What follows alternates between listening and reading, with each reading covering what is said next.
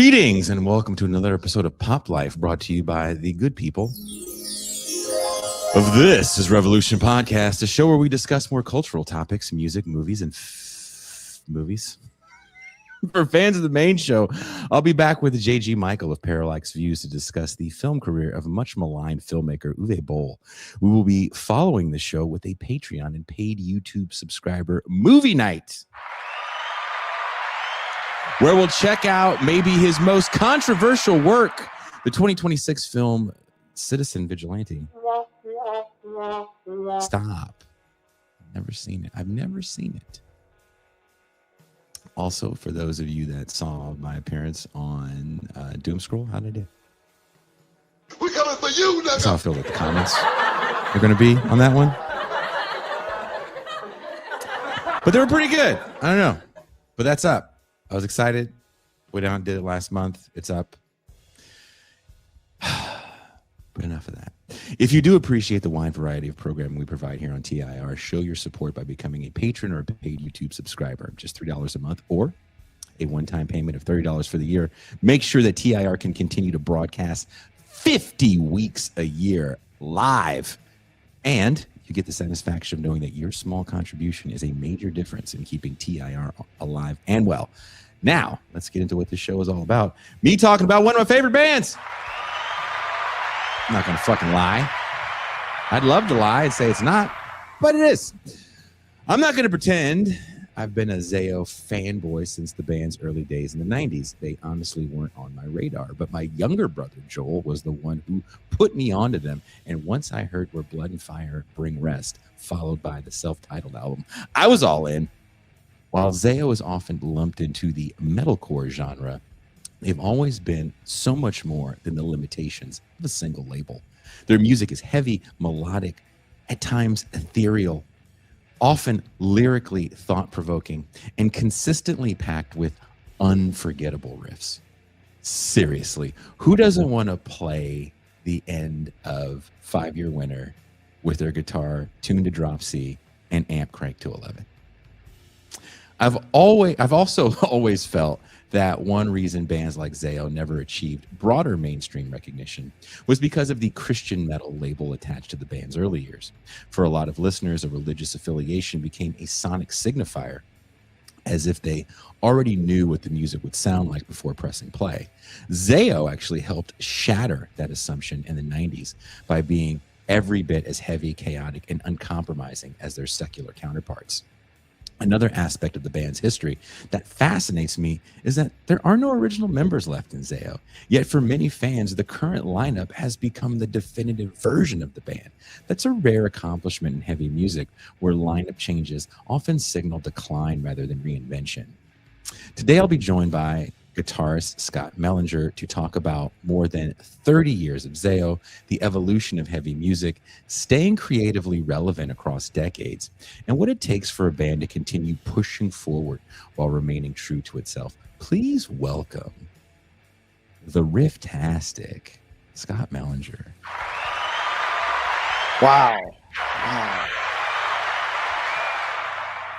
I don't think I've ever had that nice of an introduction to anything in my life. I was pretty stoked for this one. I reached out to you because I saw you were a guest on someone's show. Yeah, it was, I think, Vulgar Display a Podcast, I think was the last one I did or something. Or we posted a thing. And I can't believe... you know now, but like the Facebook thing, that's crazy. I can't believe we didn't see any of that stuff. I hate it, but I'm glad we got hooked up with this. So yeah, I've been messaging your band for a few years. I would probably say if I started this show 7 years ago, there's probably a good 7 years. Oh man, I've been trying to message your band. Every so bad. often I would get a response and then nothing. So when I finally got the response from you, I was like, well, what would it take to get you on the show? And I thought you were going to say people have said fucked up shit, but I thought you were going to say fucked up shit and you did not. Nope. So I'm super stoked to have you on. So let's bring it back to the mid to late 90s. Okay. We're about the same age. So you're a young teenager. Tell me. Oh, and I should also add that ZAO has done a covers EP of bands you guys grew up listening to in the Pittsburgh area. And so tell me a little bit about what that scene was like, and then we'll get into how you even discovered ZAO, which was a very different band when you discovered them, probably what, 95, 96? Probably be, like 96. Yep. Our little town, it's literally, I mean, I don't even know how to explain it. We've sort of talked about it before, and it doesn't really give it a lot of, like it doesn't really explain how lucky I think all of us were, because there were a bunch of venues that weren't pay-to-play venues, and they were all pretty DIY. So you could be like just a local band and like get on pretty awesome shows, and like everybody would go to the shows because there was nothing else going on in this town. Like it's pretty like a depressed area or whatever. So like, you were walking in the door with the fan base. Oh yeah, I mean you literally, it's almost like the clubs themselves had fans, because like if you played at whatever venue that was having the shows in our town, I mean there were always like maybe 100 to 200 kids there all the time, no matter what, because that's the place you would go to hang out anyway. So it really built an unbelievable scene here, and we had a lot of really cool bands that were from here and were close enough knit, like, you know, so we're like 30 minutes outside of Pittsburgh. So we had Pittsburgh, Greensburg, Latrobe, Ohio area, West Virginia, where the original ZAO is from. All those areas would have bands come into Pittsburgh, and, you know, Greensburg, whatever local clubs we had. And it was just unbelievable. And even before this, like, whole thing, like this metal hardcore like thing, there were, I mean, I was going one second, Scotty, your video is gone. What happened? Oh, I'm good. What happened? I can see me. We can't see you. What? Yeah, I can see me. Let me see. Oh no. Here, hold up. Let me see. Okay, that. Let me do this. Did that help anything? Nope. That's weird. Oh, come on, phone. Why does it? There we go. Now we see. Okay. Okay. Let me see. Is that better? Mm-hmm. Or did it? Okay. Yeah, you're good? fine. Okay. We can see you again. We can see you again. That's weird. Oh, I hate. What do we have? Xfinity here. They're garbage. But so there was like a really cool like punk scene. Pittsburgh's kind of really more known for punk before like all this metal stuff kind of happened. But it just, there were so many bands, so many places to play. You didn't have a hard time doing it. And it really, like, I would go to like real concerts, but like that's not even really what my focus was. You know, like when we were in high school and doing bands, like I was like, if I can just do that and play in front of my friends, and, you know, that was kind of like our goal was just to get to the like local clubs, because it was really, really well done. And I just feel like it bred a lot of our area of kids like got into music and played music. I mean, like, you know, ZAO, most of us come from here. Mm-hmm. The Juliana Theory guys were all from the same area. And like every band we covered on this, I mean, dude, these bands should have been so much bigger. But I mean, you know, it is what it is. We got lucky, and it's crazy, but it really did foster a lot for younger kids and younger bands and all that stuff. There's something that, you know, I talk about a lot on this show, where we talk about the change in the way people even think about making music, which is when you're, and it's not to say that one era is greater than the other. It's just a description, right? An observation, if you will. I came up in one of those music scenes as well, where the goal wasn't necessarily world domination as much as it was, can we get to the bigger venue? Right? There was these bigger bands locally. That there was a place called the Pound in San Francisco that maybe. Oh my God, we played there. I love that place. So there was like, can you play the pound, then and pack it? Slims, yeah. If you can play these places and pack it, then you've made it in the grand scheme of things. But that's changed for a new crop of musicians who kind of make music for an algorithm. It's just a little different because you don't have the local scenes and a certain kind of camaraderie. When you meet ZAO, and are they originally from West Virginia? Yeah, so they were all Parkersburg, West Virginia based. I know exactly where that is. Yeah, so like Jesse actually wasn't even the original drummer, but so you had Jesse, Eric at this time. That first wave of them was Roy, Mick, Jesse, and Eric. Eric left, then Sean joined. So when they played around here, it was Sean, Eric, Sean, Roy, Mick, and Jesse. And that was like, Splinter Shards era, I guess, like right before they did Everybody Left. Like so many weird, like it's just so many weird grow things. Up? Was it one of those things where they just kind of like got jobs? I never actually, I don't know exactly why they left. I think it was more to do like you said. So, full disclosure, I am so not Christian. But so like but that early incarnation, that was like their game. So I feel like a lot of why those guys left were like some of them had callings to leave the band and go do things in ministries. Gotcha. And I mean they basically left Jesse sort of just with nothing. And he, because of this area and him coming up here a lot, I think luckily he had some options with like Brett bringing Russ in, Russ and Dan being like a kind of like a team effort thing brought in. So it really, I mean, I'm like so simplifying it, but yes, that I think a lot of those guys left for the religious reasons, kind of do that kind of thing. And Jesse kind of reformed the band. And to me, I mean, once Dan got involved in ZAO, that's kind of, that to me is the band that we're still that band.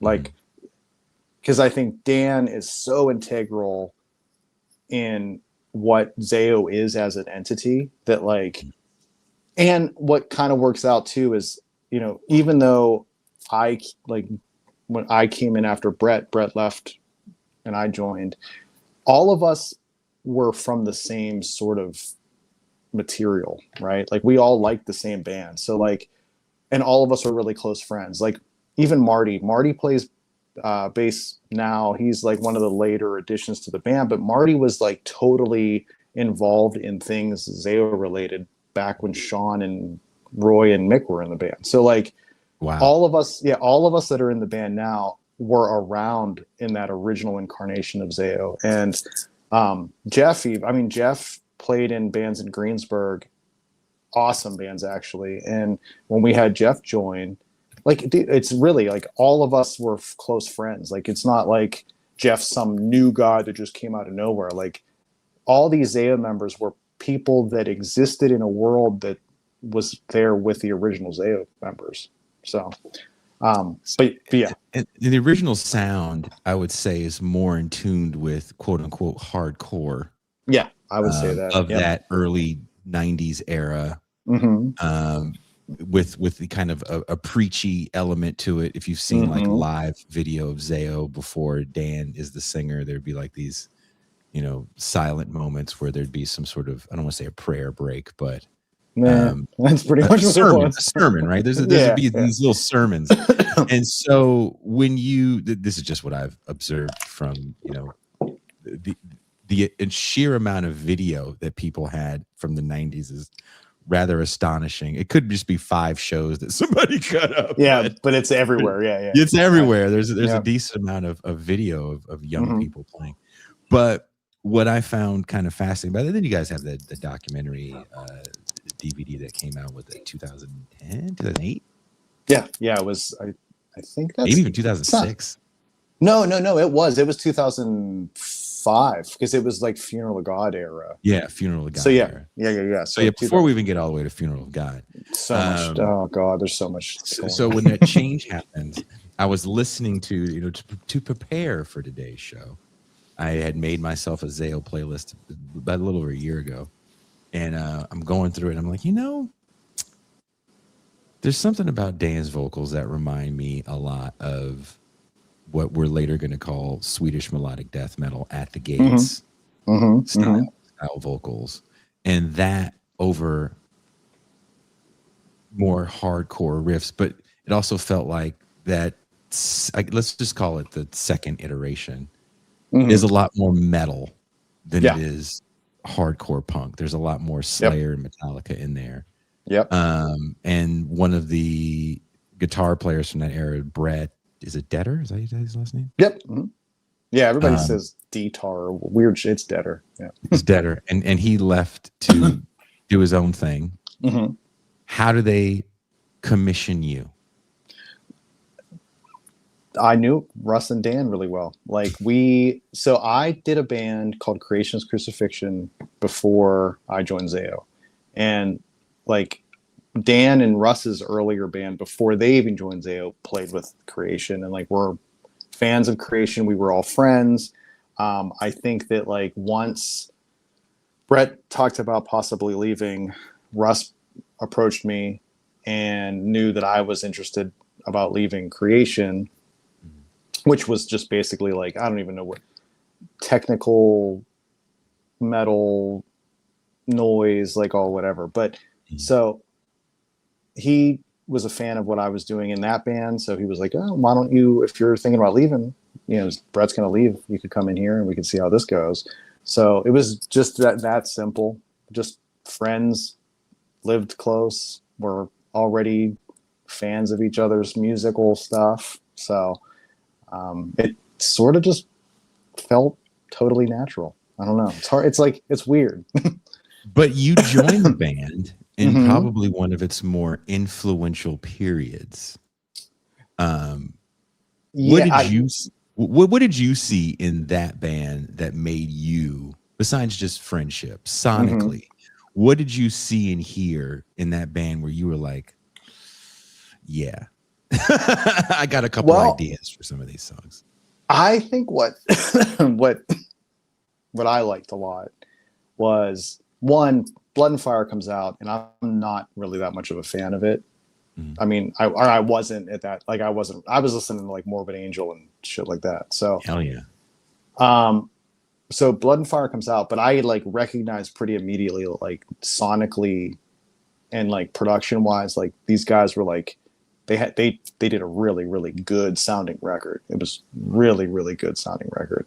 And Russ, I knew Russ had a very open mind to like dissonance. And we actually talk about this still to this day when we talk about writing songs. But there was like, all of us were fans of this really weird dissonant style of metal that was happening in that like late 90s. I could try to think. Yeah, like Neurosis. Oh, like this is when like Overcast was like happening before like Shadows Fall, before Brian was in Shadows Fall. So like we loved Overcast. Cave-In was kind of like doing their thing. Converge, Dillinger. There was a band called Rorschach we really liked. Groundwork. A ton of these like really underground. Was Coalesce around back then? Coalesce was. There was His Hero Is Gone too. Tragedy. All that, dude. All that. Like Born Against. All those bands were doing this really dissonant style of like sort of. I don't know. It wasn't metal. It was definitely metal, more metal than hardcore, but it still had like a weird. Like, were you friends with? Did you know Swing Kids? Did Swing Kids ever come your way? I do. We were never friends with them, but I definitely knew that band 100%. Because who was in Justin? Who's in the Locust. But one of the guys from Swing Kids actually lives down here in Mexico as well. He's there from San Diego. But I totally remember. But there was a moment that you're talking about where there's these and I feel like everyone's around the same age where it's not quite metal, but it's not quite punk. Yeah, it had that aesthetic. Like it was metal, like definitely like the guitars, like anything production wise, you would be like, oh, that sounds like a metal band. But like, dude, we were trying to make things sound gross. Like it wasn't about writing like, like we weren't trying to write Metallica songs. We were trying to write disgusting weird chords that would like people would be like, what are they fucking doing? Like that's kind of like, which is kind of funny because a lot of that stuff, now that I think about it, we didn't, we never really like talk about some of like the, what would you like? I mean, there were so many influences, like, and I don't even know that we like realized how many bands, like, dude, Godflesh, like really, like now that I think about it, like that, I was listening to Godflesh back then, like that talk kind about of gross stuff. Sounding, yeah, dude, that's exactly like we were like, what are they, these kind of chord structures, like they're not like, they're not regular chords. Let's tune weird. Let's make tunings weird so shit would sound dissonant. So that was like a really key element in like what me and Russ liked about playing heavy stuff. And it definitely like Neurosis was a huge inspiration for that kind of stuff. And just how do you unsettle people, right? Like, and like we were talking about like, you like brought up about the like religious connotations of the band prior, but like when I joined, I remember like distinctly having those conversations, like how do we unsettle people? Can we unsettle people with music? Can we unsettle people with like violent fucking stage shit? Can we like, how do we make this thing that's authentic and genuine and unsettle people? And I'm still trying to figure out how to unsettle people, but yeah, I think that's, that was like kind of what drew, I think, Russ and me and how we were doing stuff together. And I don't even like, I think Liberate was like a very tiny little step on doing that. Cause I listen to that now and it's like, man, that just sounds kind of like a normal, doesn't sound like we thought it did, but would you say that has a lot to do with the fact that your band, I know you're humble and I appreciate it. Yeah, but I'm not that. I am nobody. No, we are nobodies. But go ahead. Look. I once was explaining to someone, they were saying something, and I was like, "Look, I lived in this warehouse in West Oakland, California, where all these bands rehearsed and recorded, and every so often something would happen in my fledgling music career where I would be feeling good about myself." Oh, there we go. And then, can you hear me? Dude, is this StreamYard thing weird? Can you hear me, Scott? We can hear you, but you disappeared again. Oh no! Why does that keep doing that? There you go. Can you hear me now? Can you hear me? Oh no!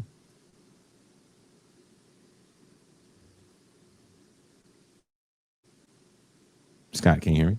Let's see. Uh-oh. Deep State got him. Did the Deep State get you? Crap. It happens every so often. The Deep State gets the best of us. The Deep State What got is it doing that? Oh no.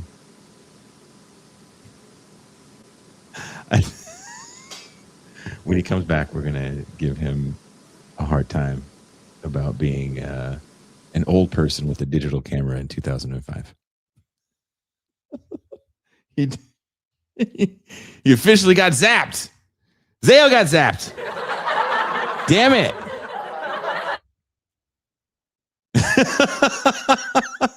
Prester John says, what if porn shows up on his feed? Okay, can you hear me now? What is going on with this thing? I don't think he can hear us. It's his phone. Hello, can you hear me? Can't hear me? Still can't hear anything. No. This is... Nuri says, I guess God is not in metal. No. This is what happens when you. I can't hear you. Oh no, we can hear you just fine, but you can't even see me saying that because you're on the phone. Why is it doing that? I don't know. I don't know why it's doing that, but it's fucked up. It's totally fucked up. But this is what happens when you do it live. I'm going to keep doing the shows live because, damn it, we're keeping it real.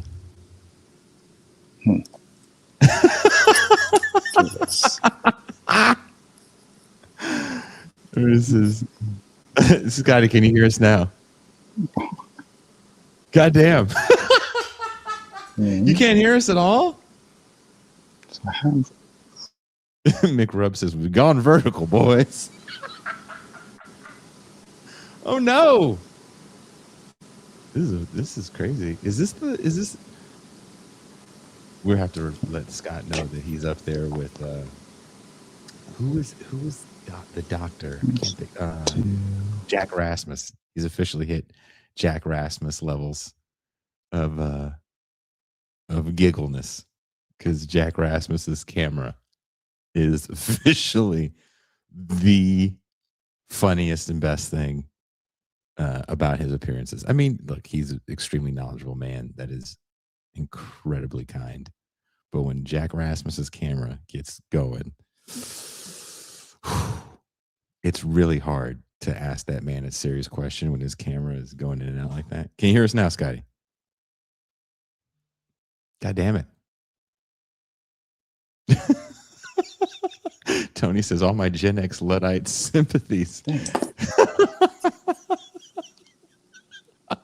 Scott, why can't you hear us? Yeah, I have no. Oh no, you can't hear. Try taking the headphones out. See if that makes a difference. I don't know why. It's weird. Oh, I do know why.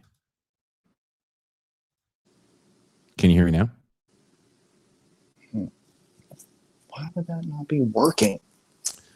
I don't know. It's fucked up. See. If you have a Android phone, that could be part of the problem. So you can't hear me right now.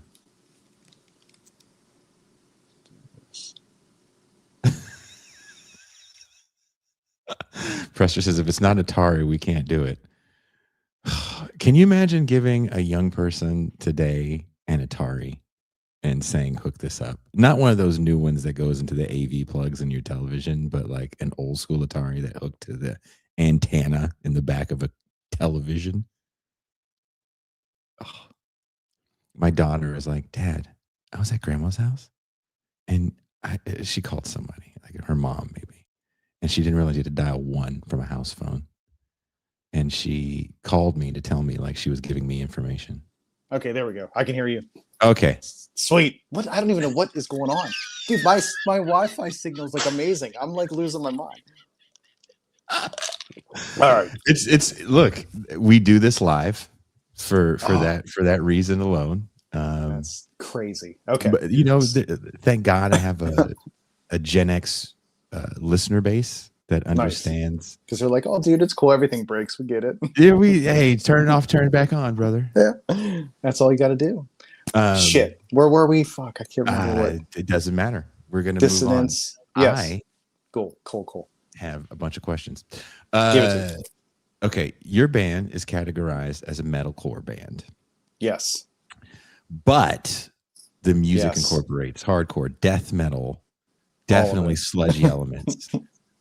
Post metal is what the young kids say. There's definitely ambient textures in the music, crazy melodic passages. I believe that is you singing, correct? In some of the yes. parts.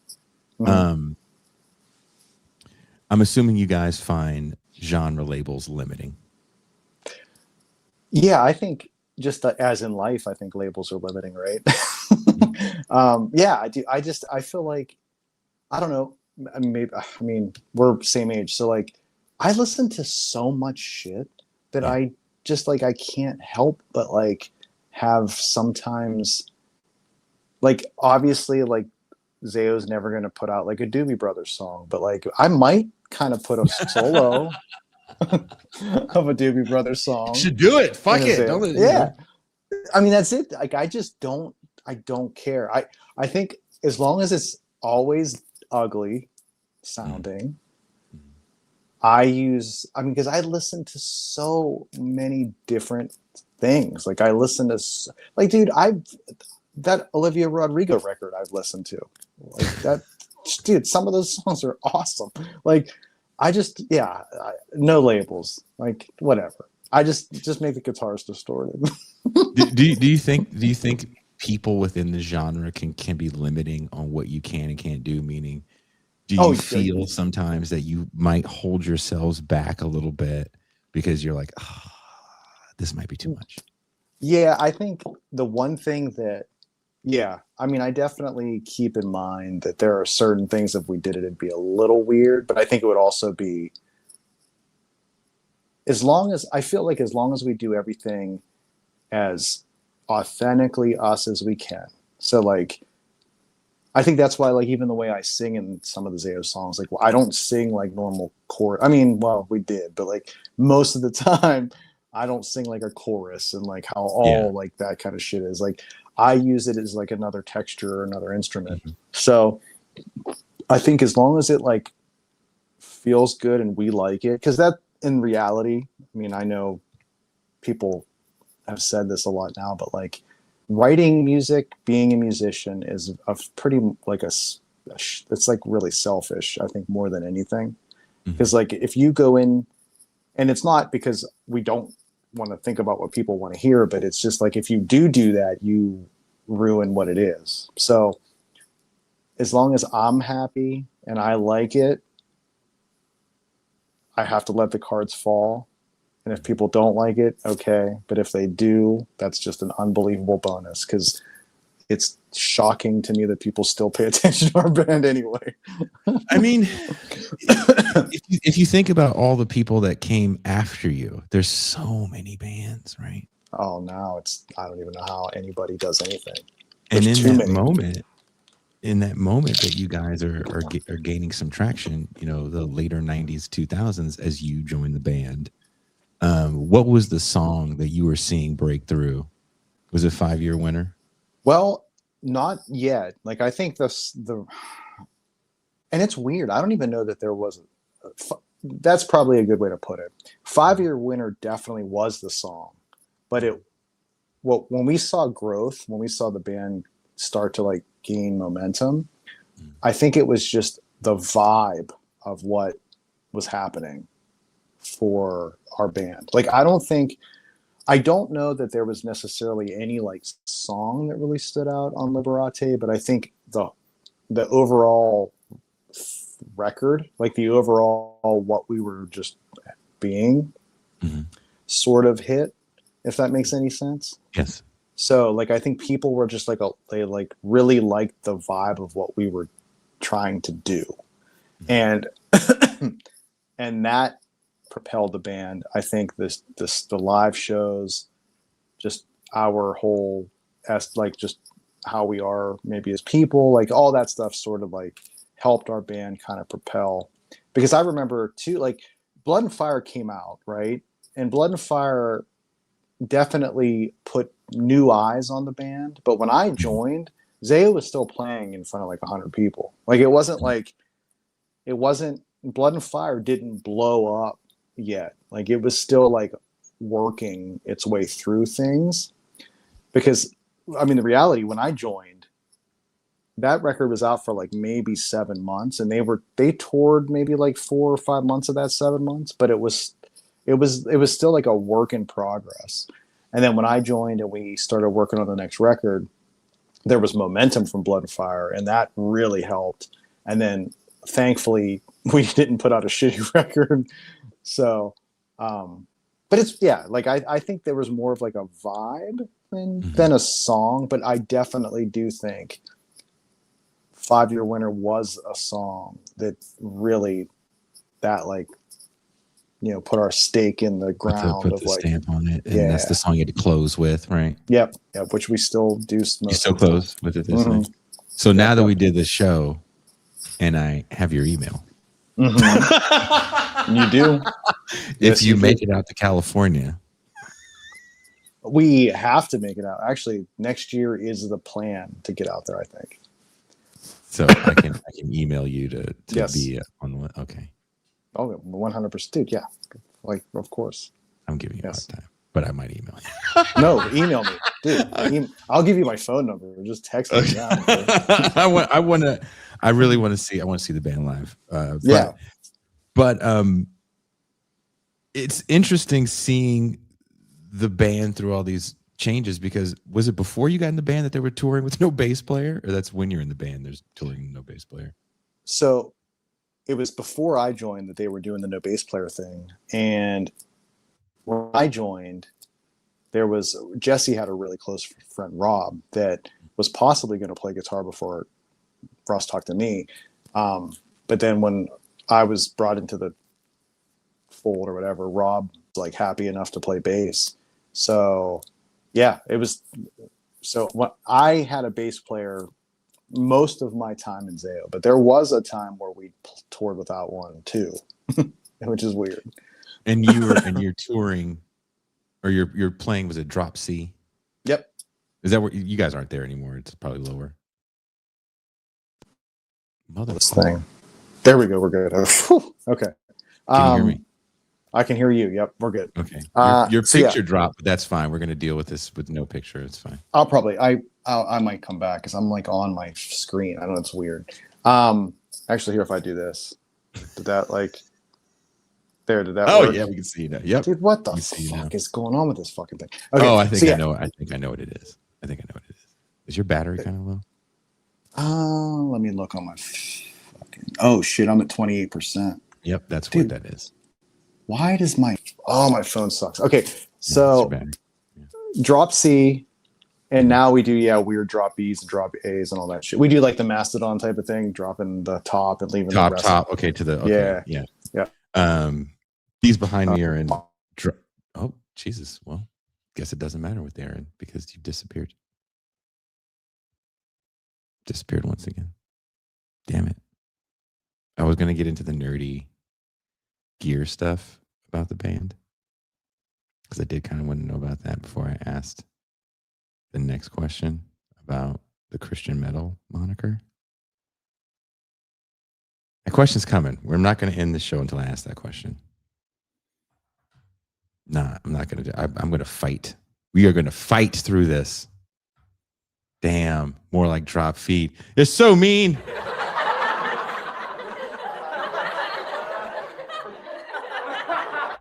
So mean. Got to plug that phone in, Scott. We found out what the problem was, though. See? Can you hear me? Oh shit! Is that working? Can you hear me? I can hear you just fine. Oh, dude, no, it's not working again. What can I do? I don't have a camera on that thing. That's fine. You can go no camera. I think here I might have an idea. Let me try something. Sure. Take your time. It's fine. I will entertain people with mild humor. I don't have any jokes or stories. Sorry, I wish I did. My band Bitter Lake has no bass player. There are pictures with us where we had a bass player, and sometimes we did not. We tuned to present tense. All of my guitars are set up for the same tuning, and I record all the bass in the band. So any recordings you hear from Bitter Lake is me playing bass as well, and that's tuned to drop F sharp as well. But the bass player that we played with, his name is Morgan, and he works for a band that some of you may have heard of called A Story So Far. And he's in a band with one of the guys from A Story So Far, I believe. And I forget the name of it. It's actually pretty big. But Morgan played bass with us, but he couldn't make some of the bigger tours. And so the two other guitar players looked at me and said, well, we tuned low enough. We don't need a bass player. We could do this. And I think if you've ever seen video of the band live, I think it holds up. Ned's Atomic Dustbin has two bass players. It all evens out, right? Can you hear us now, Scott? All right, he's still putting it together. I want to know the MacGyvering that's going on in that home to make this work. Like, is he using an old school webcam from like 2004? Oh, Scott, can you hear us?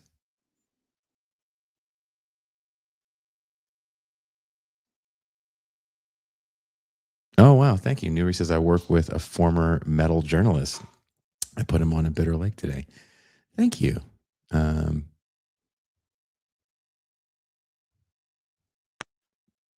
enjoy playing loud music and I miss it, but I do kind of things that aren't that smart. You know, when Scott says, you know, I'd love to do a Doobie Brothers record, but you probably have to do it under a different name. I've done everything under the Bitter Lake moniker that I wanted to do. And when I first started doing this show, I've only done one music interview since I've done this show. And a person wanted to interview me about Bitter Lake, and they had heard the stuff I did after. I wouldn't say we broke up, but like I moved down here to Mexico, and he goes, I've heard the stuff with your band and it sounds so different than, you know, the stuff you do by yourself. He goes, how would you react if people came to see you live and they didn't hear the stuff that you've done? Because I was like, oh, I would never play this stuff live. This is just, you know, somewhat self-indulgent on my end. And I was like, well, I think there's people that want to hear that. And I was like, oh, that would suck. But again, this is why I'm not that big of a show as well, because I kind of march to the under. Scotty, can you hear us? Hello. Scotty, can you hear us? He still can't hear us. Scotty, too, can you hear us? What is going on? Neither Scotty can hear us. One or two. Hello?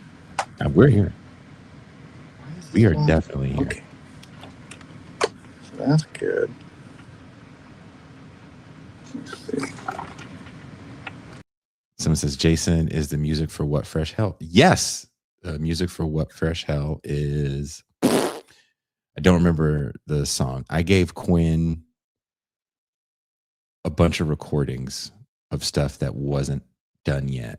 And then he uses those as he needs for show intros and outros. So everything you hear on This Is Revolution is something that Bitter Lake has done. The only thing that you've ever heard where another person is on there besides me is the main show intro. Alex played drums on that. It's the only thing.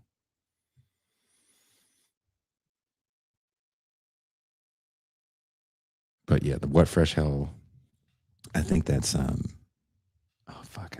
I just found the song the other day. It's on a thing called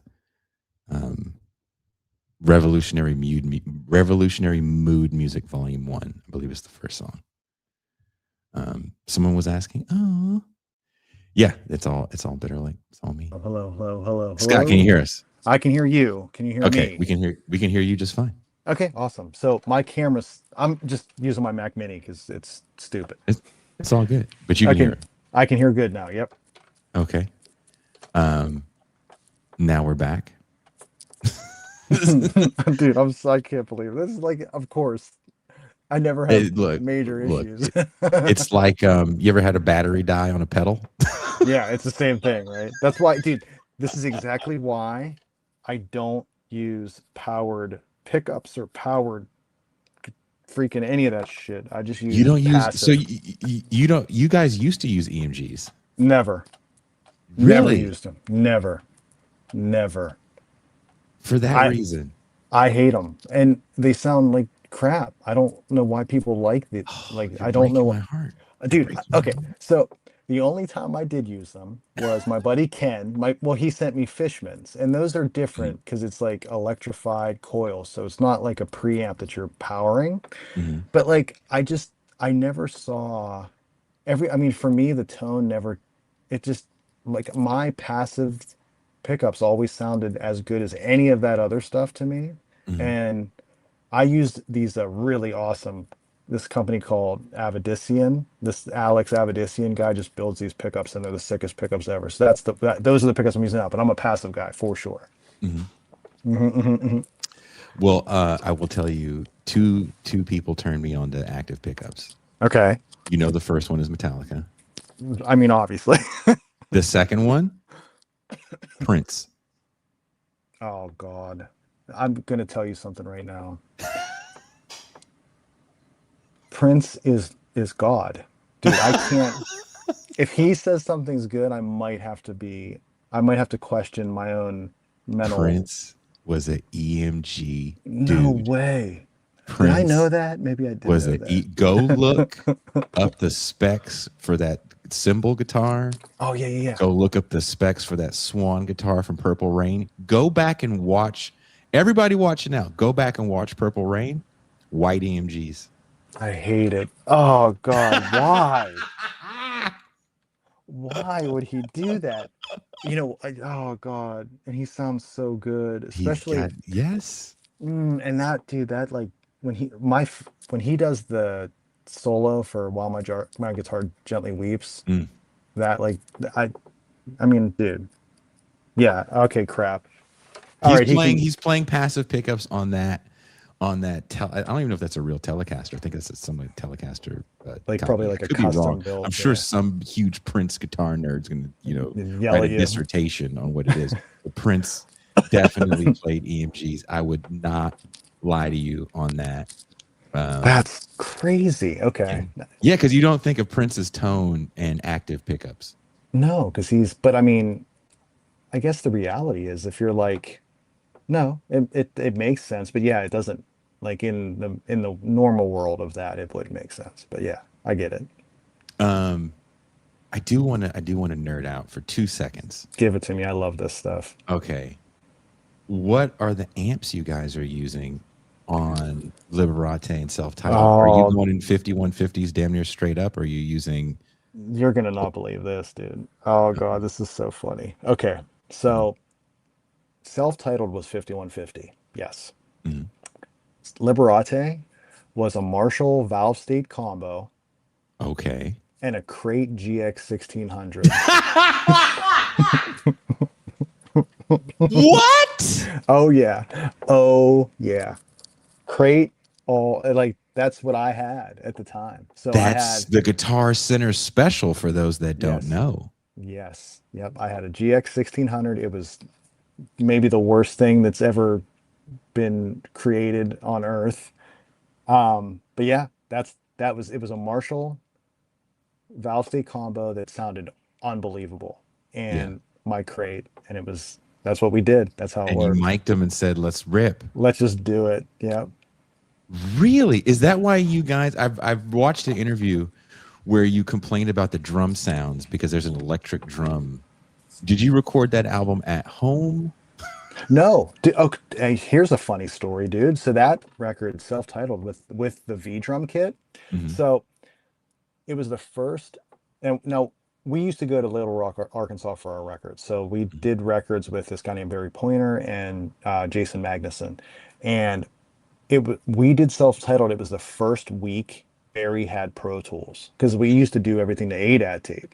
Damn. Yeah. And so he just got Pro Tools. We got down there. He was like a week in learning Pro Tools. And not only was he learning Pro Tools and that was driving him crazy, Jesse comes in with this fucking V drum kit. And he's like, what am I supposed to do with this? So, but I mean, it's really kind of funny and, but I mean, dude, everybody uses triggers now, regardless of whatever they're doing. Like, even if you're playing real drums, a lot of these producers will go Yeah. in and like re-trigger, right? And the Yes. V drum kit was just like a very early trigger, right? We just didn't know what we were doing. And Jesse was like, let's just make it sound weird. So a lot of the things that annoy me are also things that are like quirky and cool, I think, that people were like, why are they doing that? That's a weird thing, but it sounds cool, whatever, like there might be a little bit of a special thing happening with self-titled, by the way. So I don't know how long it's going to take, and can't guarantee it's going to happen, but something might happen with that. But yeah, so We'll V drum kit. keep me posted. I'll 'Cause I keep you wanna know. posted. Yeah, I'll keep you posted. Now, moving on beyond the gear stuff, because I can't nerd out with people too Yeah. long. They're gonna, their ears Yeah, are gonna people are glaze like, over. I just want people to know that for me, this is boner material. Finding out what people record with, because if you have the ability to use what other stuff, and living in that warehouse, we used because we rented gear out in that warehouse as well, because there's a rehearsal space. We would just use everything. We're like, what's the guitar sound like going through an 810 cab with a 15? Dude, how many? I think doesn't Buzz use like Some shit. 15s or We something? had a Sun beta lead for a while. We were recording with. Oh, that's crazy. You know what I mean? We just throw everything against the wall. Yeah. I'm all for trying weird shit. I know, like, there was an Ampeg VL4 bass amp that people use all the time. Actually, remember that band Ass Suck? Yes, I do. Yeah. Oh my god, that dude, his guitar tone was out of control, and he had those solid state Ampegs. They were unbelievable. The solid state Ampegs, I've recorded on solid state Ampeg. Yeah, because crazy. we had one at the studio, and we put it through an 810 cab. That's so Then awesome. I remember because there was this big hallway, and because I lived there, we could be there after hours. And one day, Bill Gould from Faith No More walked by. He goes, "How are you recording your drums?" And our drummer actually was a studio engineer. So he was like, "Oh, I'm micing it this way and this way." And then I read this thing, and Steve Albini's thing. He goes, "You know what? I've always wanted to try a mic in the hallway because it's got such a great natural reverb." Incredible. So let's go in the fucking hallway. Oh, that's so awesome. I love hearing, how people recorded stuff, because I'm always kind of impressed about sometimes what you can do when you don't have everything. You have to figure it out on your own.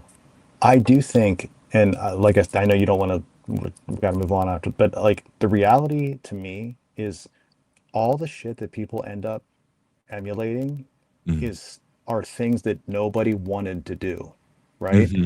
Like every time somebody would come up with something that, like, that's not going to work, that's stupid, and then everybody's like, wait, that's awesome. So I live in a world where it's like, hey, if your ear pleased, who cares if it's a Crate GX 1600? Like, you just don't know, Oh, there was this amp. So there's an amp, for those that don't know. It's called the Jazz Chorus 120. Oh God, yep. And it's got a beautiful clean tone. The Police use this clean tone. Metallica was known for recording with this clean tone. But there was a JC20 at the studio, the little bitty one. Oh yeah, okay. And I believe it was a tweaker, colored it gold. Oh no. Oh no. And it was a studio beater. It was no one knew what it was, so like a lot of the reggae bands liked it because it's a great clean tone. Yeah. And so these reggae guys would come from all over the world, and they'd be like, "We need Goldie." That's insane. You gotta have Goldie. And so when we finally got a chance to record our stuff, we're like, "What?" Because I didn't know what Goldie was, and finally the owner was like, "Oh, that's a Jazz Chorus. That's a." No shit. Yeah, there's a Jazz Chorus 20 that they made that we had. That clean tone is consistent even in the smaller models. Unbelievable. Yeah, I mean, I know the big guy, so that's crazy. Holy crap. Yeah, so now for all you guys that want great clean tones, be on the lookout for the cheaper version. I love all of that. Now, yes, Christian metal. Oh God. Do you think that label helped open doors, or did it put you guys in an uncomfortable box? And what I mean about uncomfortable box is the band is so young. You guys are so young. And as you just kind of grow into your own, you don't necessarily want to make a manifesto statement about where you stand on your beliefs. Did that moniker make you do things maybe that you guys didn't want to do as far as festivals, and maybe as far as having a manifesto on where you stand on your beliefs? I mean, I definitely 1000% think that that label damaged our band, period. So that, I mean, I'll stand by that just because, I mean, dude, we were like, when I joined the band, we were playing with like Napalm Death. Like we weren't playing in those circles. Like we did like a whole week with Today Is the Day, and we Mm, play, so like we we weren't. Now, I mean, we would do cornerstone festivals because they were fun and all of our friends were there. But like, I definitely feel like the Christian label for the band hurt the band because I think that ZAO would have been accepted possibly in the same circles that we. Well, I mean, like, look at a band like Converge. Not that like I would yeah. think ZAO would be that big or whatever, but like I feel like if we weren't, we would have been in those circles. We would have been maybe accepted more in some of those places if that wasn't the case. But you could always make the argument we also wouldn't have had a starting point either because that's like what got the band moving. Mhm. But I just from my personal perspective, I feel like it hurt our band more than helped. And the saddest part of all of that was like I've been pretty open with, like none of us were really it dude it what it's not what it's not like that. It wasn't like that. Like Mhm. there when I joined the band, I came in as like maybe the lone like non-believer, Mhm. but Dan, Russ, and Jesse had very different ideas of what they thought all of that was. And I think they were closer to like more of like a universalist type of like there's just an essence of love that exists and it wasn't like dogmatic or biblically sound. It was more their own kind of interpretations of a lot of things. And I mean, I think that's why I was okay with that whole thing personally, because when I came in, it wasn't like condemnation or like, Mhm. oh, we're a Christian band, so like gay people can't be at our shows. Like it wasn't nothing like that. It was like, no, we just love everybody. And if you're going to listen to what Jesus supposedly said, I mean, he did what he did with the worst of the worst and the lowest of the low, right? Mhm. So, I mean, as a person that doesn't believe in any of that stuff, I can still see the niceties in some of the Jesus story. So, yeah, but I definitely feel like it hurt the band. I mean, that's rough. I remember I have a buddy that played in the band The Almost, if you remember. Which one? Jay Villard, the guitar player. Oh yeah, yeah. See, dude, we talk to Dusty pretty like Oh, word. regularly. Yeah, yeah, Yeah. yeah. Yes, I Yeah. I love, used to know dude, Dusty. that Yeah. band. Oh my God, that beloved band. Oh, So oh, good. they were so good. I mean, they are so good. Yeah. Um, but I remember he was telling me that that Christian moniker can kind of be the death nail even for working with certain producers because it's like, well, I can't work with you. Yeah. And he was telling me about some band, I don't remember who it was, and I won't name the producer either. And he was like, well, Christian band, and I can't have Christian bands showing up to my studio to record with me.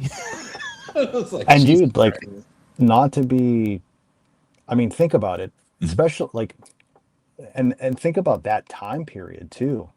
Think Mhm. of like, dude, definitely not now, but like, I like I can understand that viewpoint to a Mhm. to a degree. Like, I mean, obviously, I I don't even know how to.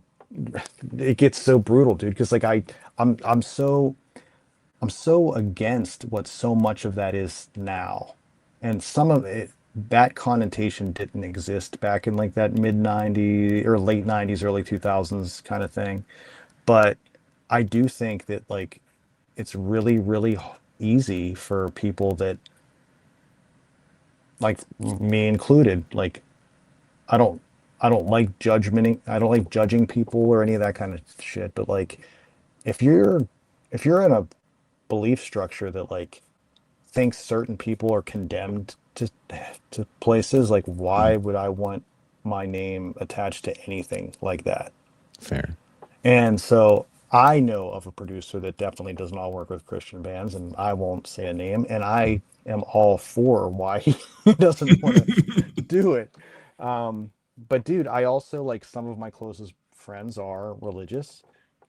I don't even know if they claim Christianity anymore because of what the bastardization of it is now. But you know, and like, dude, they're beautiful people. Like, I think that there's so many good people that are in that thing, But does it become about market share? Like, for example, I feel like if you're marketing yourself as the Christian band, and I'm not saying you guys were, but if you're marketing yourself as the Christian band, you know, you're marketing yourself to a certain subset of people, and you I don't agree. care if the secular. It's like, I've never liked when people market a band full of African Americans as like, oh, this is a metal band with all black people in it. It's like, but then it becomes a gimmick. Yeah, and I think that's exactly what the Christian thing did. Yes. And I think, and the sad part, and by no means am I going to absolve our band of it, but like, there, for sure, the band made decisions in the early start of it that, like, well, we can't do that. I remember when we had a little talk about like Dan swearing in a song, and we're like, oh, well, should we swear? I'm like, yeah, if it works, if it makes sense. Well, we got to be careful. I mean, we had that whole debacle of like one of Jesse's tattoos were frowned upon, and the bookstores didn't want to carry it. Damn.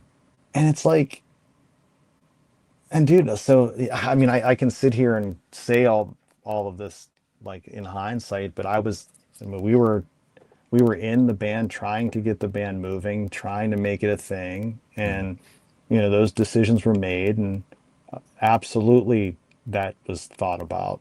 And like, it, looking back now, and like how easy it was for us to actually just get out of it, we probably should have just done that earlier. I think that would have made way more sense. But yeah, it's hard I do when agree you have with you. when you have a bass built in. But there's something like someone's, every time there's like black people that do rock music, someone always wants to send it to me, either to get my approval or my condemnation, right? Yeah. And someone sent me there's these young kids that do like pop punk.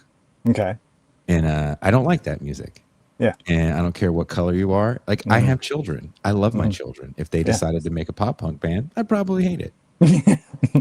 I'm not against it. Right? I'm I with you. don't like it. I'm like, oh, that's what you wanted to make and you're my kids? Okay. Still love you. I don't like you.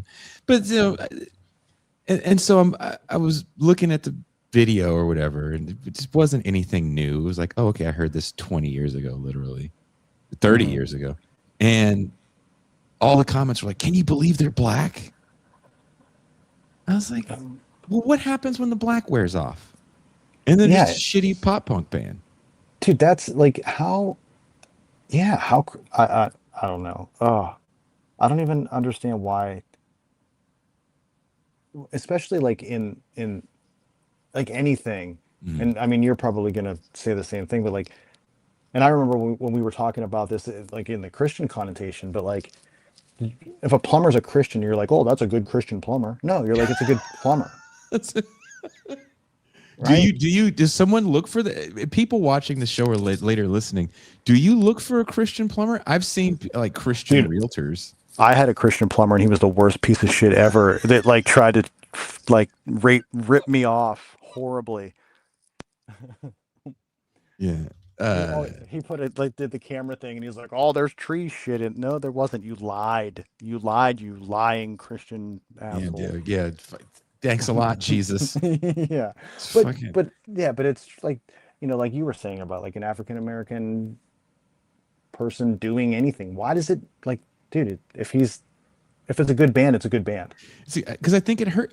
I think to your point, I think those labels, like a girl band. Oh, right? Yeah. Once you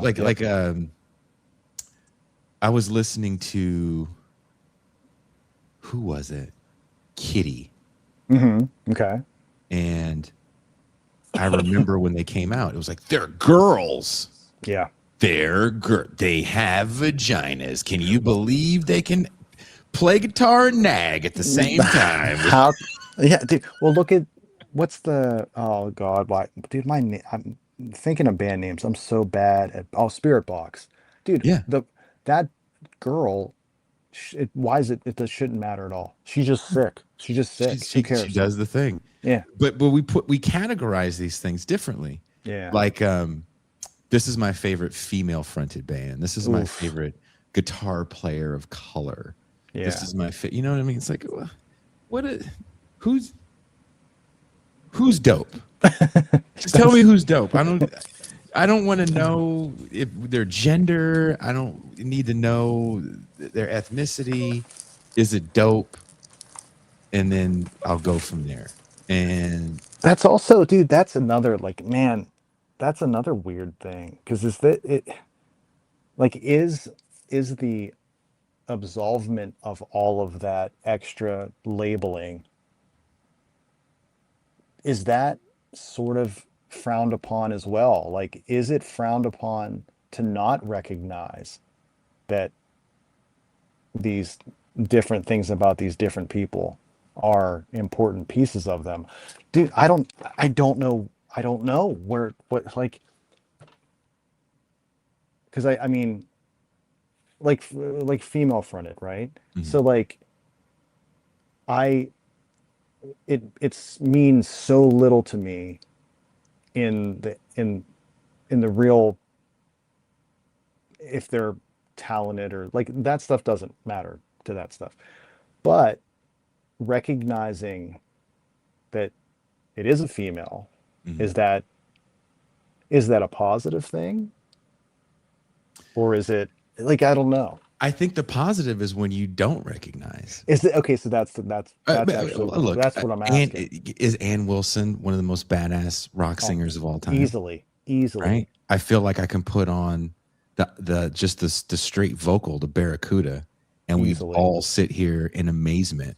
Dude, watching Led Zeppelin cry when she's singing "Stairway to Heaven," Stairway to Heaven, yeah.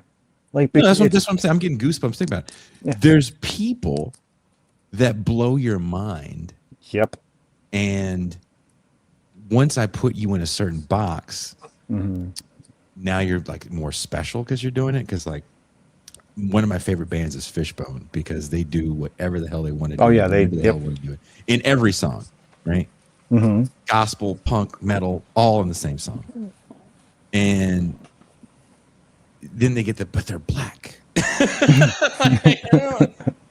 Like, what does that mean? Does it sit in a different place for you now when you listen to it? Can you only listen to it on Sundays? Oh god, you only listen to it when you're in certain neighborhoods. Like, what does that mean? Yeah, it's so disgusting. But you know, that's how it is. It's to me, it's a limiting label that's designed for a certain kind of market share. And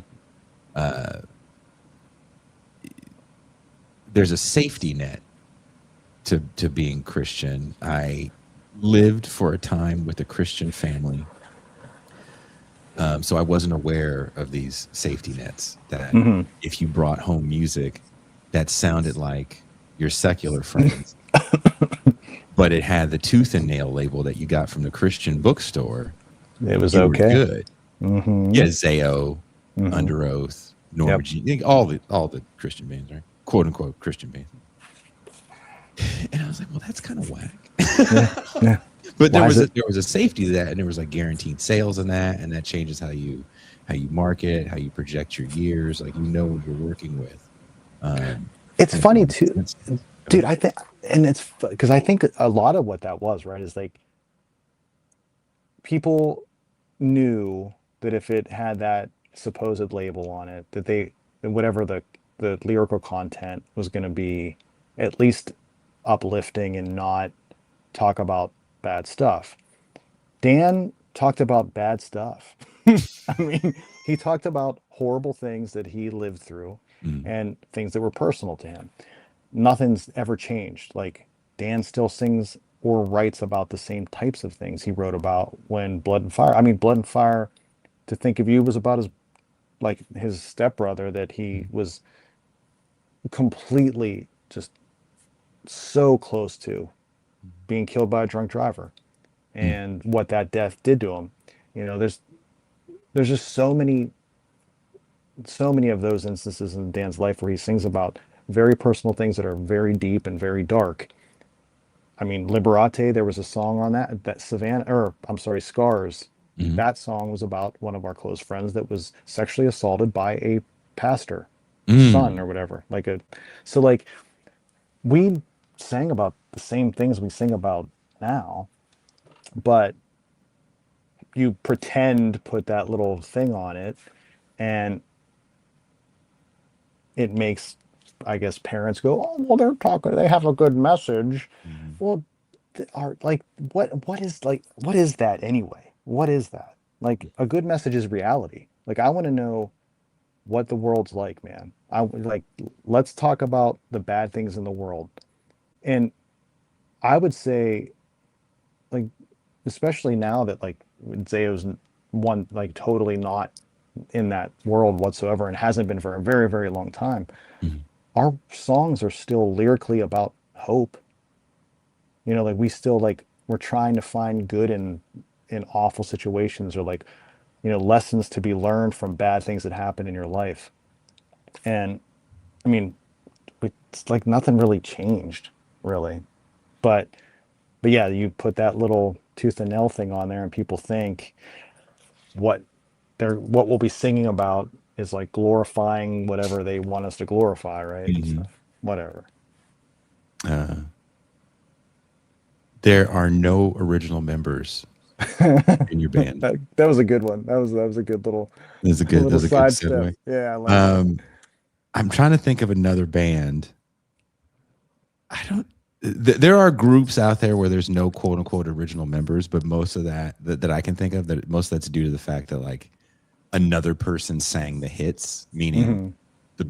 for example, like Boney M.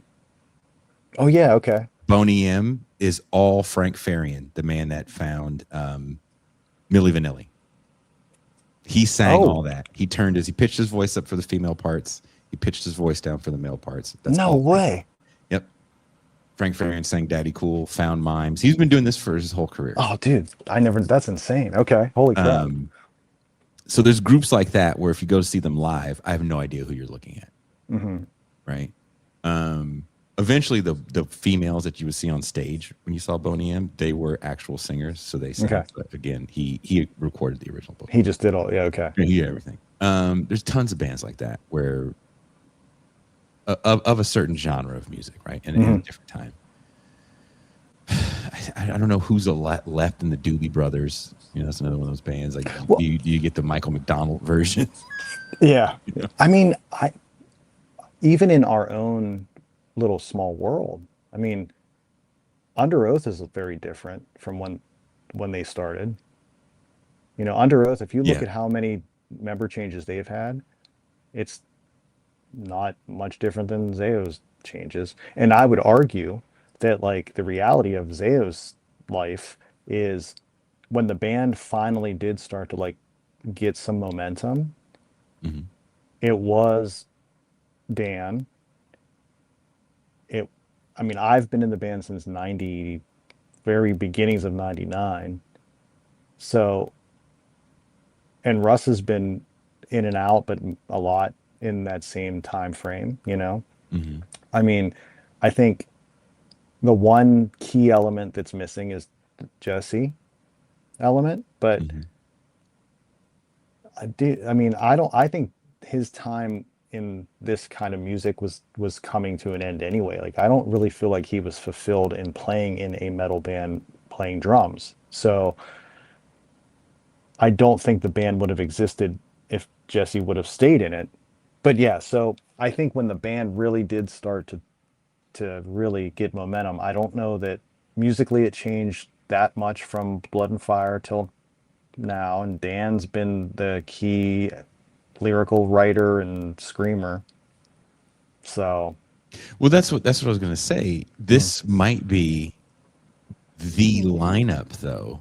yeah. Considering, I feel like if I put on Splinter Shards, If I was like, dude, let's listen to some ZAO, I'd be like, yeah, and I put on Splinter Shards, I'd be like, what the fuck is this? I mean, it would Who be is cool that for guy? What is what are you doing, Jay? You know? yeah. I mean, and it's so weird to think about it that way because I mean, those guys, like we always do. I mean, we love all those guys and give total like thanks to them starting this whole machine. This doesn't exist without those guys doing what they did. And Splinter, for has really cool elements to it for what it is. I mean, Roy was great, like really cool, like composer of heavy metal guitar. It's weird. Like I feel like that record, Splinter's like very Metallica writing style, right? Like more than we do or we did after that. But so yeah, like I agree, and it's been such a weird thing for us, and it doesn't really happen anymore because I don't think people even really care. But like we did, they were there for. If you think about how long the band's been around, like 30+ years, and these guys were there for a very short time in that 30-year span, less than 5 years, maybe. Yeah, and that's the reality of it. Yep, yeah. I mean, 93 to 97, right? 93 to 97, probably. Yeah, because I think that's 4 years. Yeah, it's not that long. Norma Jean is similar to that, where dude, this Corey, is just the lineup of. I think this is the longest lineup they've had too. Yeah, and and they don't like some of those bands never get pegged with that whole member change shit. But like Norma Jean has way more members than ZAO did, and they had And honestly, like if people, I mean, I think what they're doing now is awesome. I like their band. I talked to Jeff, the guitar player, and very love what he does. Love how they do stuff. But the Scoggin era of Norma Jean isn't like that's what people look to as like pinnacle Norma Jean still, I Isn't think. it like one record? And it's one record, yeah. Like, I mean, Corey has been the guy for a long time. Like over 20 years? Yeah. So, but that Bless the Martyr record, dude, that record is like, they were doing something that was just on a different level. And it was lightning in a bottle, totally crazy. So it's almost like it's unfair to have to like live up to that craziness. But, but yeah, I don't think Norma Jean got beat down with like tons of member changes, or like ZAO did get beat down with tons of member changes, and our member changes were pretty low compared to some of the other bands that have different changes. Or a lot of those member changes due to the life, the real, how can I put this and not sound like a douchebag? There's a reality to doing music full time that unless you have a financial safety net, you can go back to your parents' place. You are with a partner that makes enough money that when you have a downtime, which is a lot, depending on tour cycle, depending on being in between labels, depending on if the record connected or not. Is a lot of the member change also due to kind of life circumstances?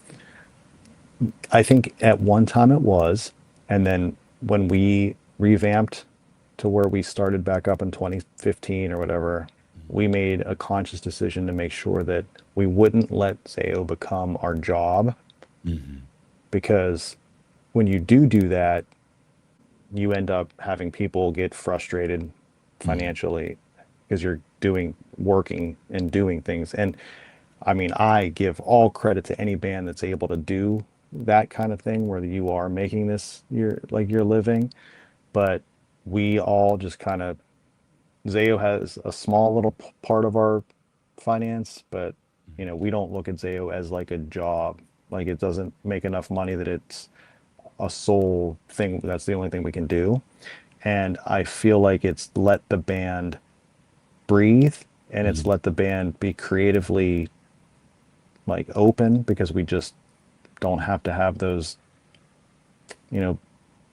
worries that like, oh, this record didn't do well, now we have downtime. Like we can have all downtime and it doesn't really matter. Luckily people are awesome, and the fans of the band are unbelievable, and they are so supportive, and everything we do, they'll at least give give it a listen. And I think like we've sort of catered our band to being very able to do weird things because we have the ability to release a lot of material. So like, and it's not, since it's not your main gig, if something doesn't hit, yep, it's not. fuck it. Yeah, yeah. Then we'll just do the next one. Maybe you'll like the next record. Kind of like we started back up in 2015, and we were like, what can we pattern our band after? Who is doing what we think is awesome?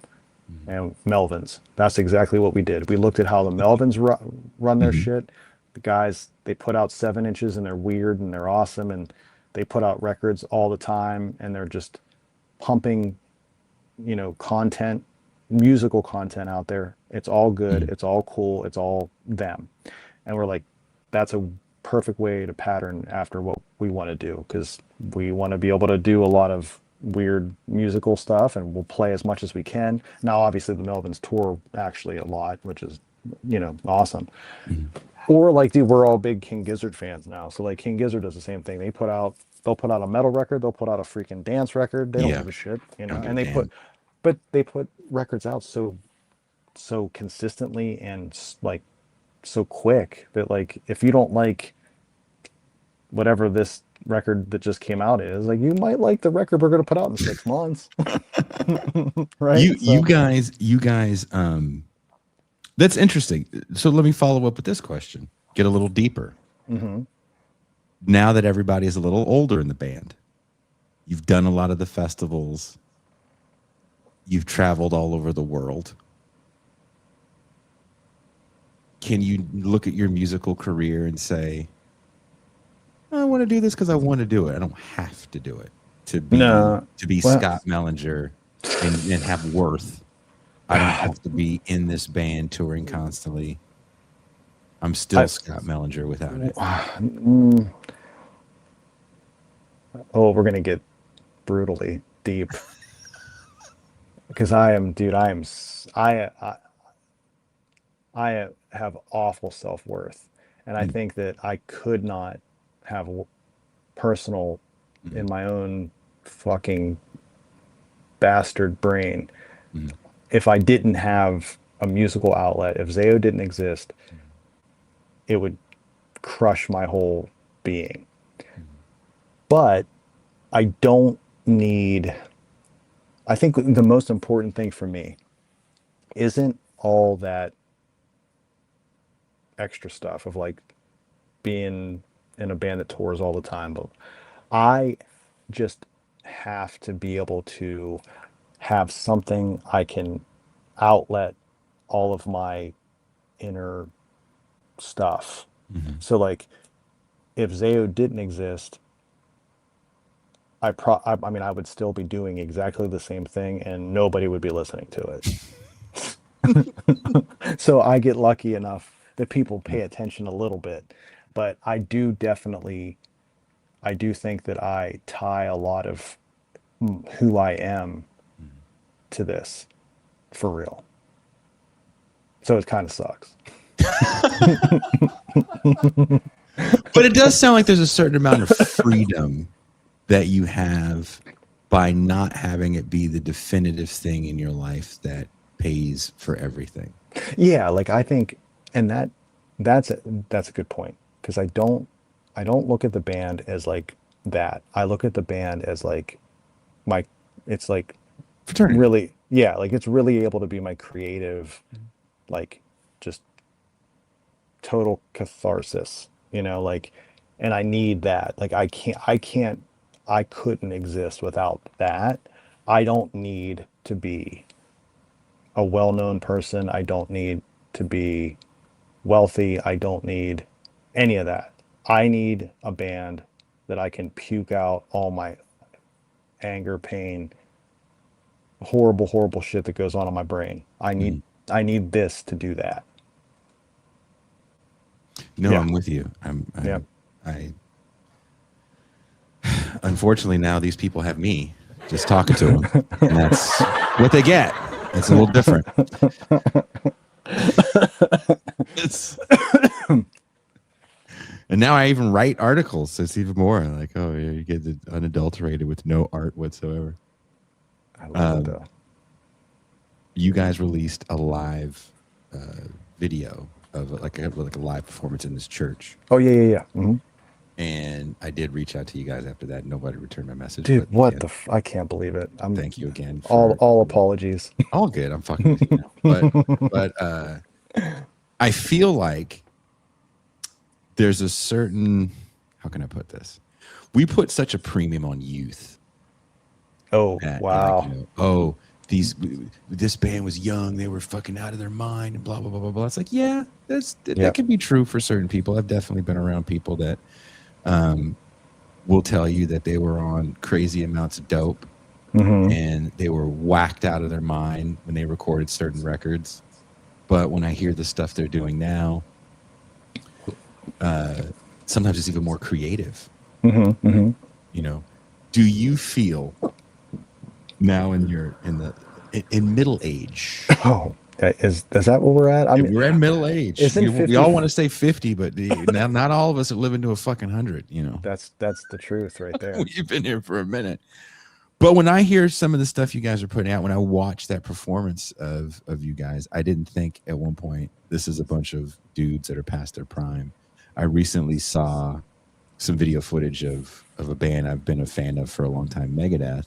Oh, and yeah. My first thought was, damn, Dave Mustaine actually sounds like he's tired. Yeah. Like this tour is about maybe paying some bills. And I don't say that with any sort of malice. I say that as an observation and with some bit of appreciation for what that man has done over the years. I don't see that with your guys' live performance, which was a very intense show still, 30 years in. Do you feel like you're maybe more creative now than you were in your 20s? Yes, easily, because I think that I didn't know myself. I didn't know what, I mean, and some people can be like, oh, well, that's, that created this thing because you guys just sort of didn't know what you were doing.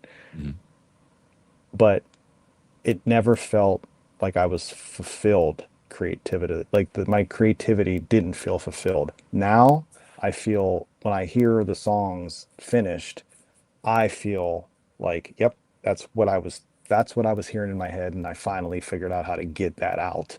Right. So like I feel so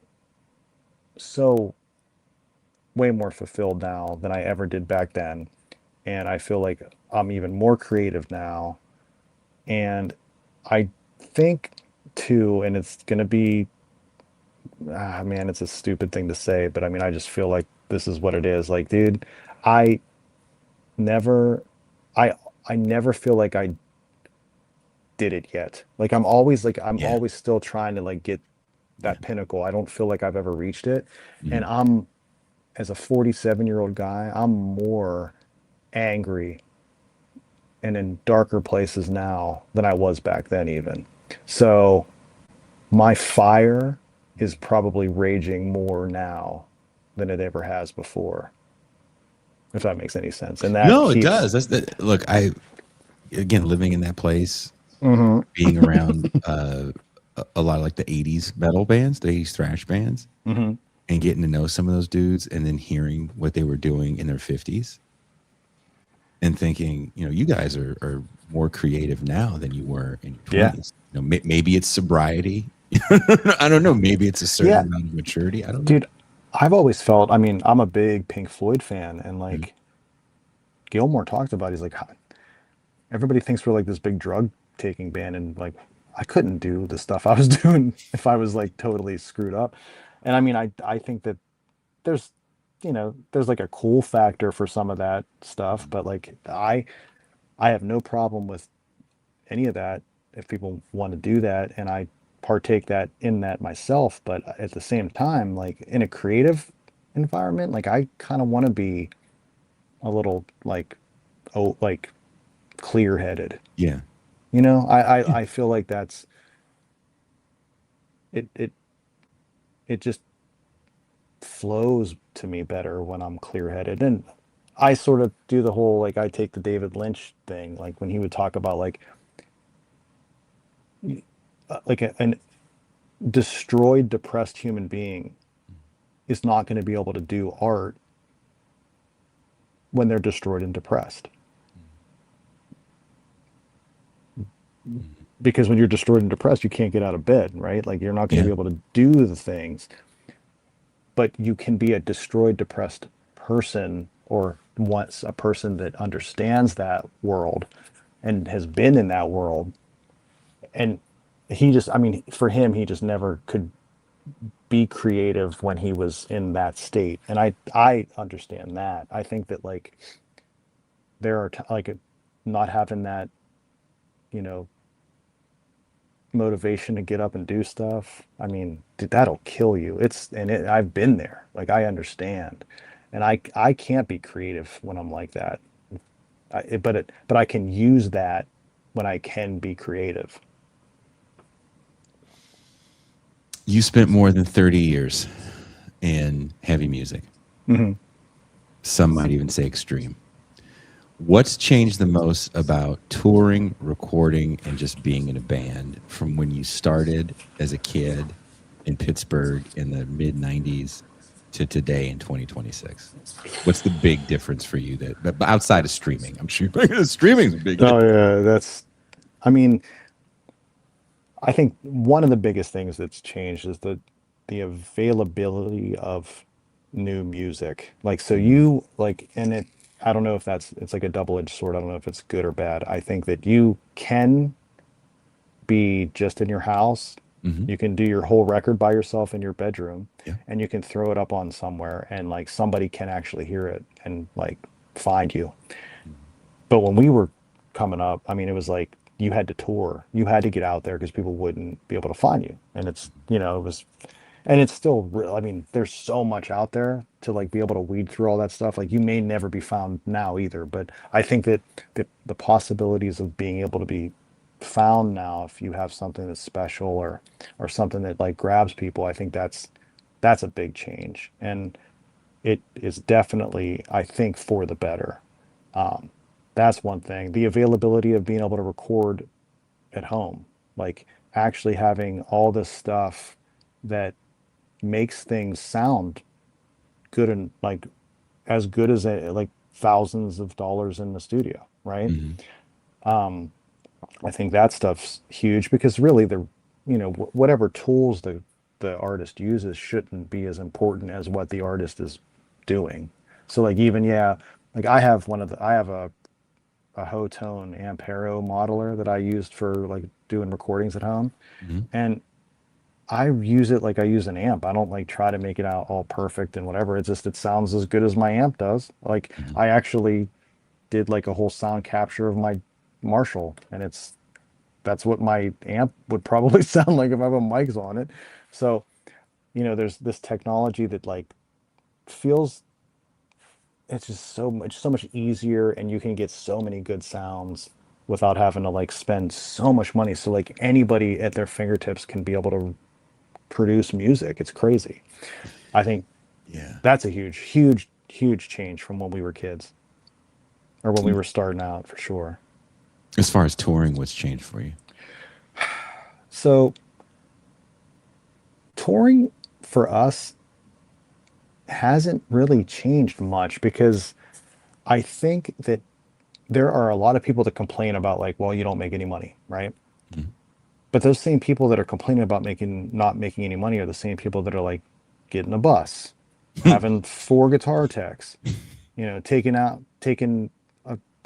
your mixed or your monitor guy. Yeah. A monitor guy. That's how you know Like you what do made it. you need Yeah. a monitor guy for? Like, so I do think that, for some bands, when you have to have all that extra stuff, like dude, ZAO's, we got the five guys and a merch guy. Mhm. Sometimes we would have a sound guy with us, our sound guy was like one of our best friends, Mike D, would come out with us. I mean, the guy was he's so good at it, and he, you know, was like a brother. So it wasn't even like anything with that. But, we tour very bare bones. We just go out, it's us, put them cabs and the heads up and just turn it up. And sometimes we have a really good PA, sometimes we don't, you know. So we kind of tour the same way that ZAO has always toured. We just get out there. You're not using modelers. Modeling. Well, I'm not against them, and I may start using them because I've gotten this thing to sound pretty incredible, and some of the new like the power amps that you can get for these things, like it really does kind of like react sort of like a amp, like a Yeah. tube amp. So like I'm not going to be a purist about it. It's a lot easier to deal with it. And if I can get the tones to be as good as, or you know, as clean and sound as good as I can get my amp, I mean, I'm not opposed to them at all.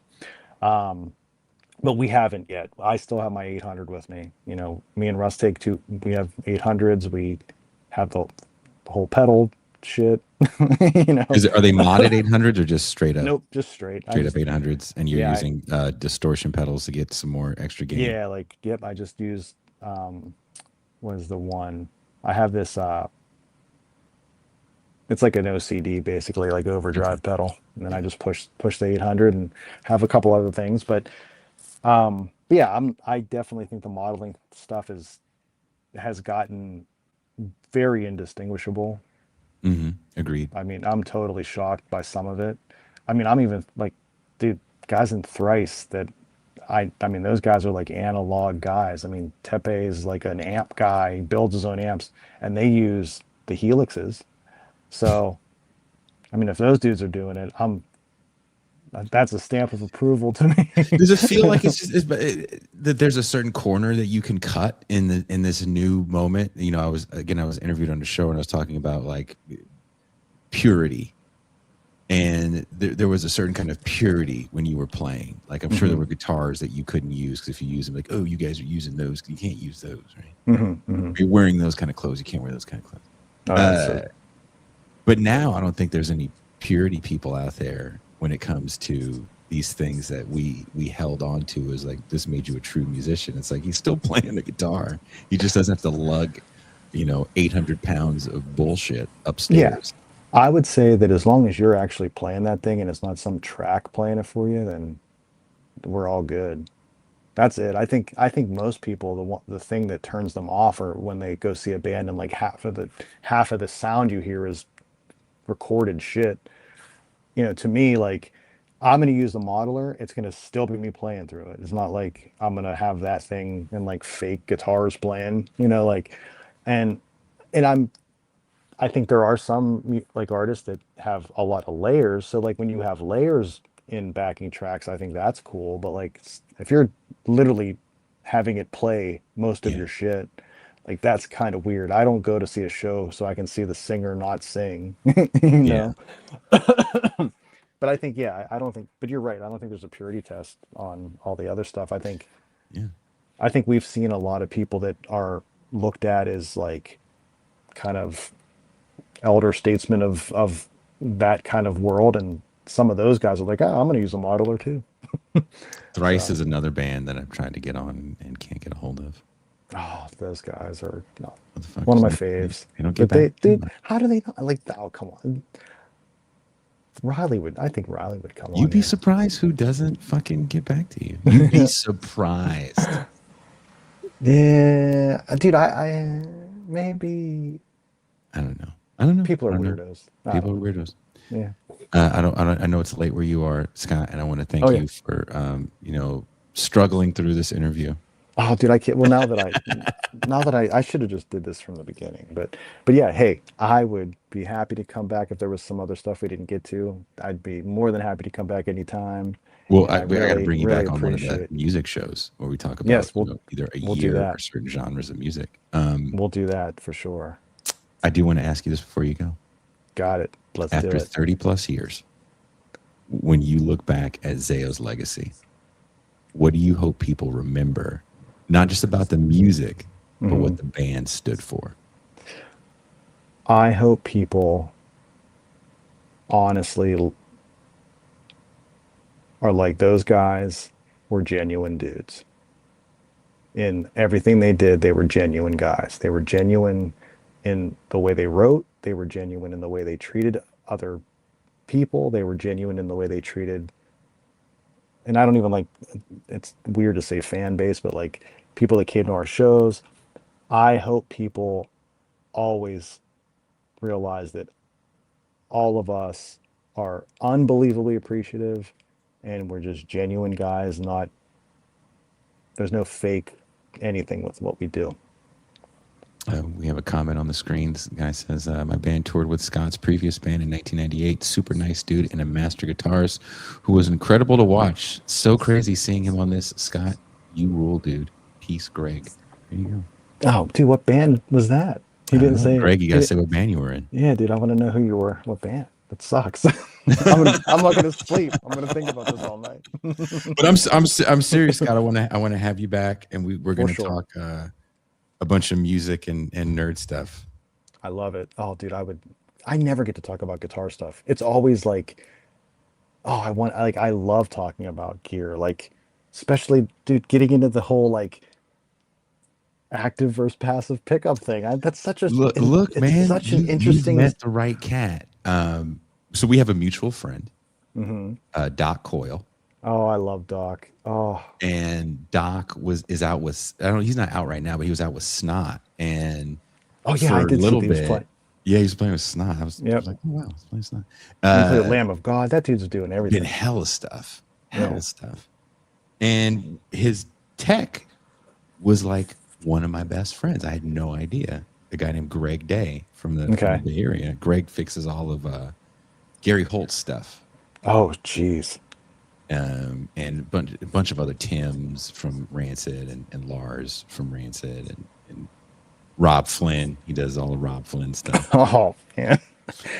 Dude, but Greg is like, Greg set up all my stuff. So, you know, he's the one that got me on the strings. I play 73 to 13s. Holy shit. Standard scale. 6 rings. What? Standard scale. Wow. Oh my God, dude. He set everything up so we found some guitars. The band Ghoul. Do you know Ghoul? Do I know Ghoul? I don't. That sounds super familiar. Remind you of Guar. They wore masks too. I think I know you're talking about. Yep. Okay. Ghoul had threw away, one of their guitar players had threw away a couple of like raunchy ass fucking Ibanez's. Those RG series Ibanez's. I have an RG 560 here. They like literally threw it away. And my guitar player goes, "Oh, dude, somebody threw away 2 guitars." And Greg had a shop in the warehouse for a while. And so I ran to Greg's shop and I was like, "Greg, I found these 2, like literally found these 2 guitars."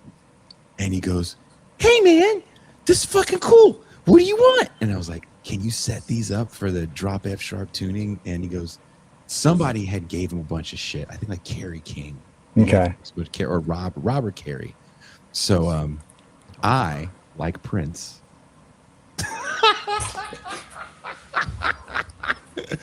like an 81 in the bridge. Wow. He threw a fucking 81 in the bridge, but kept the active. So it goes from passive to active from bridge to neck. Oh, Jesus Christ, dude. That's intense. And set up standard scale. Wow. Fucking 7313. That shit plays great still. Dude. Well, and Greg was working for Doc. Damn it. I need a good, I don't like that. Obviously can't have a guitar tech, but I need a good dude that I can. He's a luthier. He's a luthier. Yeah, I need a guy that can like fix. If he ever goes out, if you remember the 80s metal band Forbidden, 80s thrash band Forbidden. Oh yeah. Those guys used to come around the studio and Greg would fix all their stuff with Craig LaCicero, who also played in the death metal band Death and oh my God, dude. So he might go out with those cats or Exodus or somebody like that. But okay. As far as like setting you up and super sick guitar talk, you know, also amp talk, you know.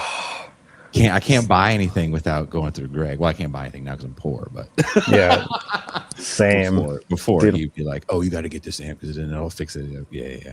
But no, if you want to have guitar talk, we can nerd out. This guy, This guy, that sounds like magic to me.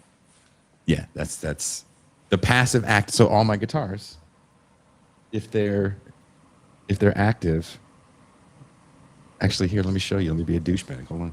Do it.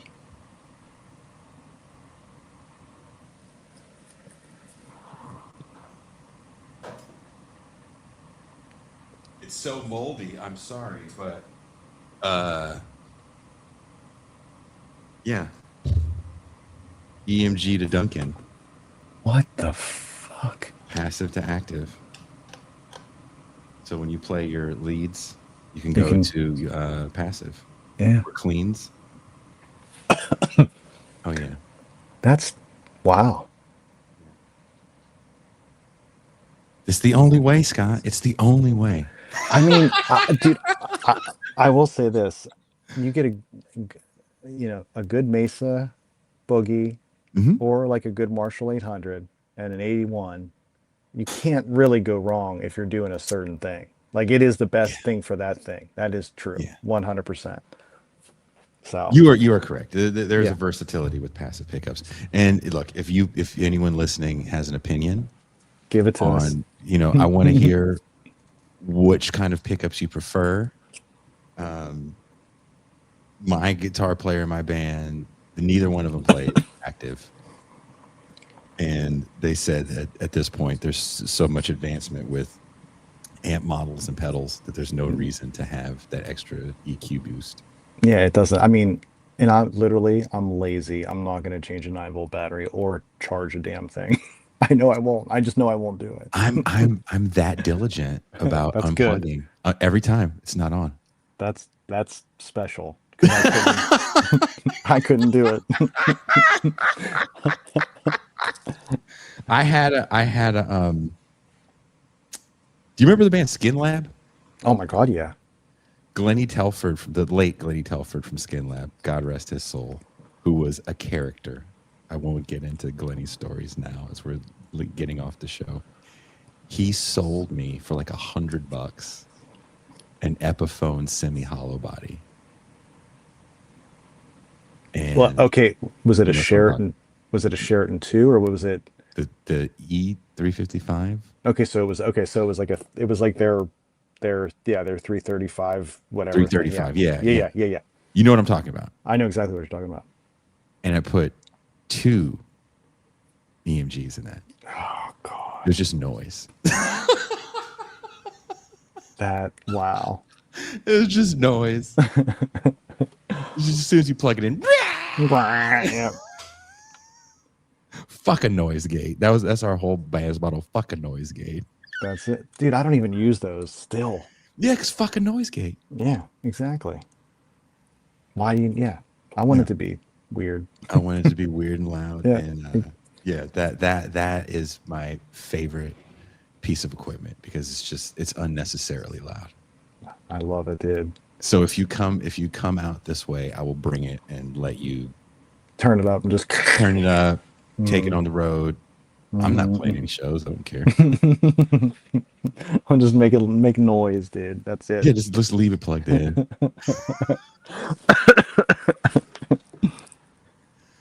But Scott, thank you so much. When is ZAO playing again live? Oh, dude, it's bad news. Not till next year. So our whole plan is we have a couple things we're going to record. We're working on a new record to hopefully have released very early, hopefully next year, but we'll see how that goes. But definitely planning on getting music done. And then next year trying to hit, I definitely think we want to do West Coast because it's been like a 4 years thing or something. It's been a while since we've been there. So West Coast is definitely on the plan for next year, as long as nothing gets blown up, you know. As long as the country's still here. This has been we always say this has been the craziest 10 years of my 48 years. So it's every day is a shock. On my wood desk, as you say that. So same every day. Scotty, thank you so much, dude. I love it. I'm so happy to do it, and yes, we'll do this again for sure. He is Scotty Mellinger from ZAO. Wherever you're watching or listening to the show, I have links in the description so you can hear his band. Scotty, have a good rest of your night. You too. Awesome. All right, peace out. That was fun. I never get to take this guitar. You can, if you look close enough, you can see it's hella dusty because I have not fucking touched this thing in forever. I'm scared to touch my instruments, but most of the Bitter Lake stuff you guys hear, the music you're going to hear as I fade out was recorded on this very instrument that was a gift from a very good friend of mine, who was gifted this by a buddy that killed himself. And he said when his buddy gave it to him, he said, you know, do something with this. And my buddy wasn't doing anything with it. And he's like, there's only one person I know that's actually playing, and it's Jay. He drove up from Gilroy, where he was living at the time. He came by the studio. We hung out for a while, and he gave it to me. And I promised I would use this. And I have used the hell out of this. And again, not all, but the majority of the things you've heard from Bitter Lake until the year 2023 was all recorded on this instrument for that one reason. I wanted to make sure that I honored the instrument. And on that note, I will see you guys. What's today? Wednesday? I'll see you guys tomorrow with JG. We're going to be talking about the films of Uwe Boll. And then we're going to watch apparently the movie that's supposed to be a Nazi movie. I don't know. I've never seen it. So you'll find out with me if Citizen Vigilante is as bad as everyone's saying. Thank you guys. And I